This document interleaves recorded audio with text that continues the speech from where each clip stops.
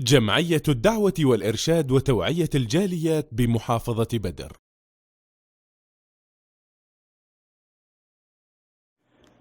আসসালামু আলাইকুম ওয়া রাহমাতুল্লাহি ওয়া বারাকাতুহু।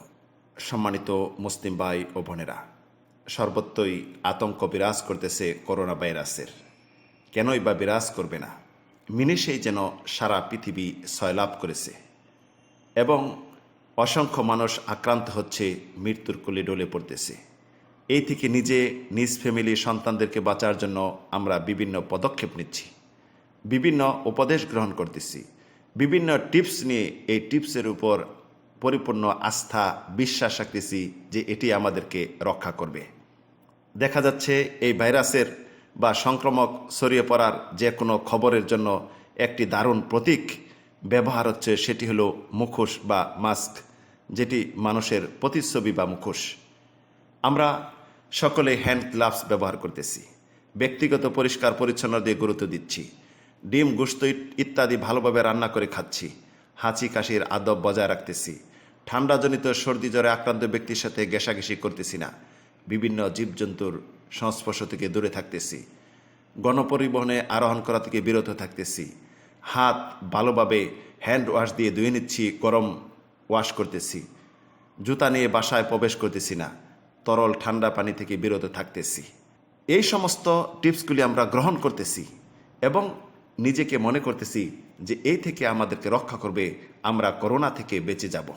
তাই কি সম্ভব? যদি মহান স্রষ্টা আমাদেরকে রক্ষা না করেন, তাহলে কি আমরা বেঁচে যেতে পারবো? কখনো নয়।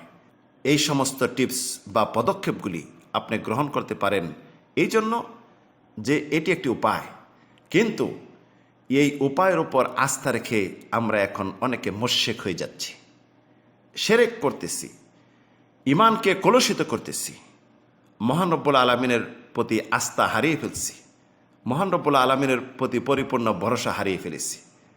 জেনে রাখুন, এই অবস্থা যদি চলতে থাকে, আমরা কখনো করোনা ভাইরাস থেকে রক্ষা পেতে পারি না বা আমরা নিরাপদ হতে পারবো না।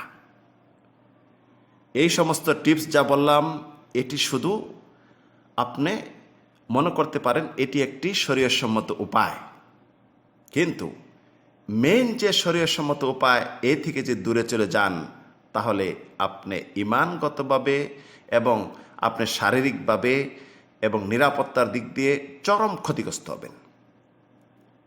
কখনো ইমানকে শিরক দিয়ে কলুষিত করবেন না।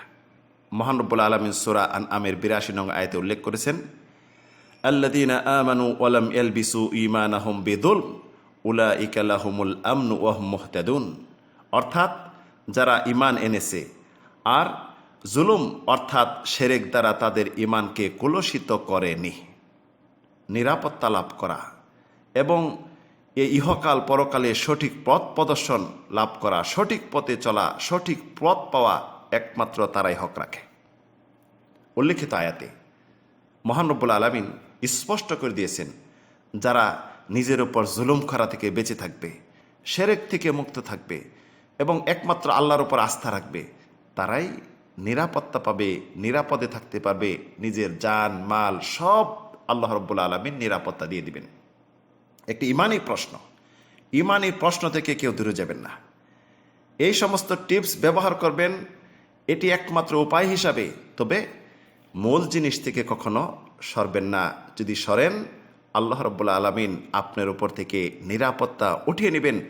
তাই সকলের প্রতি উপদেশ থাকবে, হ্যান্ড গ্লাভস বা মাস্ক বা যে উপদেশগুলি রয়েছে বা উপায়গুলি রয়েছে, এগুলি একমাত্র স্বাভাবিক উপায় হিসাবে গ্রহণ করবেন, পরিপূর্ণ আস্থা আল্লাহর উপর রাখবেন।